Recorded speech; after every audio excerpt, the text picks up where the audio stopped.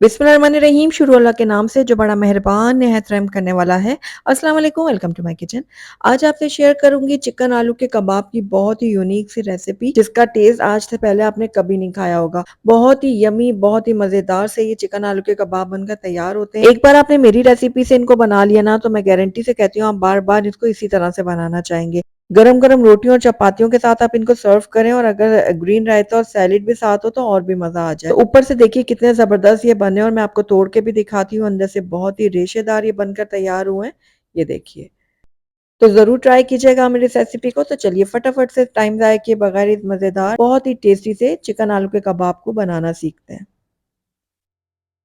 तो बहुत ही लजीज, बहुत ही मजेदार से चिकन आलू के कबाब बनाने के लिए सबसे पहले मैंने यहाँ पर एक पतीली ले ली है। इसके अंदर मैं ऐड कर दूंगी तकरीबन 750 ग्राम आलू। आलू को मैंने अच्छी तरह से धो के और छील लिया था। उसके बाद इनको मैंने टुकड़ों में काट लिया है। उसके बाद इसके अंदर हम चिकन ऐड करेंगे। तो मैंने यहाँ पर आधा किलो चिकन का इस्तेमाल किया है, और मैंने यहाँ पर हड्डी वाली चिकन भी ली है और बगैर हड्डी वाली भी ली है। अब आपकी मर्जी है कि आप हड्डी वाली सिर्फ इसमें लें या आप सिर्फ बोनलेस लें। तो अगर आपको जो भी चिकन पसंद है आप उसका इस्तेमाल कर सकते हैं, लेकिन मैंने मिली जुली चिकन ली है ताकि अच्छा टेस्ट बने। तो ये आधा किलो चिकन भी मैंने इसके अंदर ऐड कर दिया है। साथ ही इसके अंदर हम ऐड कर देंगे 1 चाय का चम्मच लहसुन का पेस्ट। उसके बाद हस्बे ज़रूरत नमक ऐड करें, मैंने 1 चाय का चम्मच ऐड किया। और उसके बाद हम इसके अंदर ऐड करेंगे पानी। पानी आपने इतना ऐड करना है कि जो है ना ये चिकन और आलू जो है ना इसमें अच्छे से डिप हो जाए। मैंने 3 से 4 ग्लास इसके अंदर ऐड किए थे। अच्छा, हम चिकन और आलू को एक साथ इसलिए बॉईल कर रहे हैं ताकि चिकन का जो टेस्ट है वो आलूओं के अंदर तक चला जाए और आलूओं का टेस्ट चिकन में आ जाए। तो इसलिए हम दोनों चीज़ों को एक साथ बॉईल करेंगे। इससे बहुत ही ज़बरदस्त से हमारे कबाब रेडी होंगे। तो बस अब इसको हम कवर करते हैं और तब तक पकाएंगे जब तक आलू और चिकन हमारे अच्छे से गल नहीं जाते। तो तकरीबन 20 से 25 मिनट ये आलू चिकन पके हैं। आप इसको चेक कर लेते हैं। तो यहाँ पर देखिए कितना ज़बरदस्त से हमारे आलू गल चुके हैं, चिकन भी बहुत अच्छे से गल चुकी है।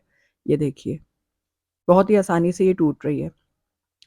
तो आप चाहें तो पानी जो है ना इसका बिल्कुल अच्छी तरह से ड्राई कर सकते हैं, और चाहें तो आप इसकी जो स्टॉक है ये आप रख सकते हैं, इसको स्टोर कर सकते हैं, फिर किसी सूप वगैरह में डाल अच्छा, अब सकते हैं। चिकन और आलू को हम अलग-अलग बाउल में ट्रांसफ़र करेंगे और इनको थोड़ा ठंडा होने देंगे। जैसे ही थोड़े ठंडे हो जाएँगे, तो उसके बाद हम चिकन को श्रेड कर लेंगे और आलूओं को अच्छी तरह से ग्रेट कर लेंगे, या मैशर की मदद से आप मैश भी कर सकते हैं। तो यहाँ पर मैंने एक बाउल ले लिया और इसके अंदर मैश किए हुए जो आलू है ना वो डाल देंगे। तो यहाँ पर देखिए सारे आलू मैंने इस बाउल में ट्रांसफ़र कर दिए। साथ ही जो हमने चिकन को श्रेड किया था वो भी इसके अंदर डाल देंगे।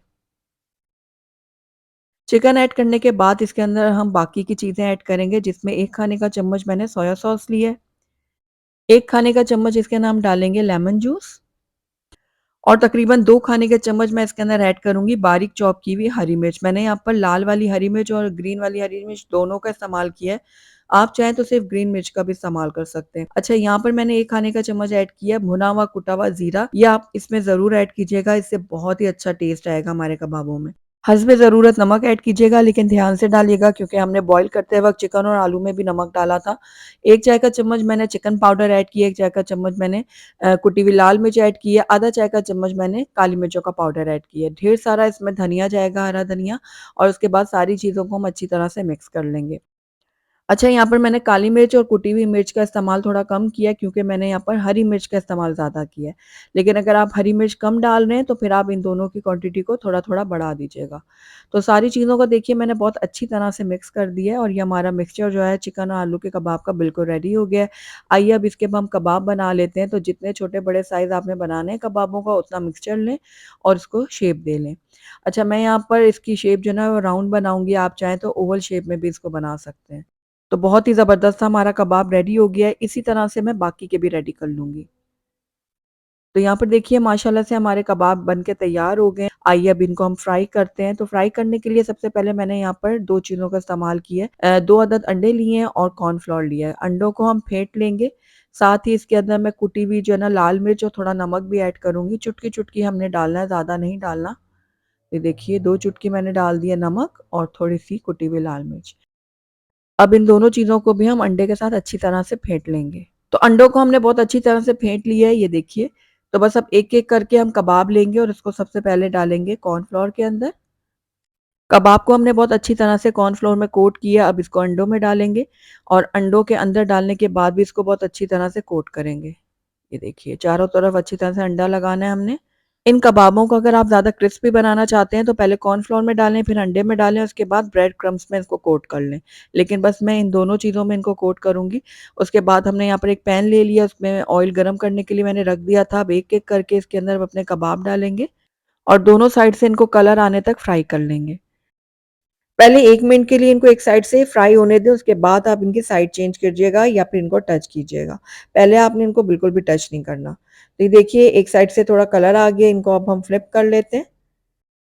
تو دوسری سائڈ سے بھی ان کے اوپر بہت زیادہ اچھا گولڈن کلر آ گیا، تو بس اب ان کو نکال لیتے ہیں باہر اور اس کے بعد میں ان کو آپ کو پلیٹ آؤٹ کر کے دکھاتی ہوں۔ الحمدللہ ہمارے بہت ہی ٹیسٹی، بہت ہی مزیدار سے چکن آلو کے کباب بن کر تیار ہو گئے ہیں۔ آپ نے دیکھا بہت ہی کم چیزیں میں نے اس کے اندر ایڈ کی ہیں، لیکن یقین جانیے بہت ہی ٹیسٹی بنے۔ اگر آپ کے گھر میں اچانک سے مہمان آ جائیں تو آپ ان کے آگے بھی ان کو سرو کر سکتے ہیں۔ اس کے علاوہ روٹی اور چپاتی کے ساتھ بھی یہ بہت ہی ڈیلیشس لگتے ہیں۔ گرین رائتا اور سیلڈ ضرور سرو کیجیے گا، اس سے اس کا ٹیسٹ اور بھی بڑھ جائے گا۔ تو ضرور ٹرائی کیجیے گا اور ٹرائی کر کے مجھے بتائیے گا ضرور کہ میری آج کی ریسیپی آپ کو کیسے لگی۔ اگر اچھی لگی ہے تو اس کو لائک بھی ضرور کیجیے گا اور میری ویڈیو کو شروع سے اینڈ تک دیکھنے کا آپ کا بہت بہت شکریہ۔ Thank you for watching. اللہ حافظ۔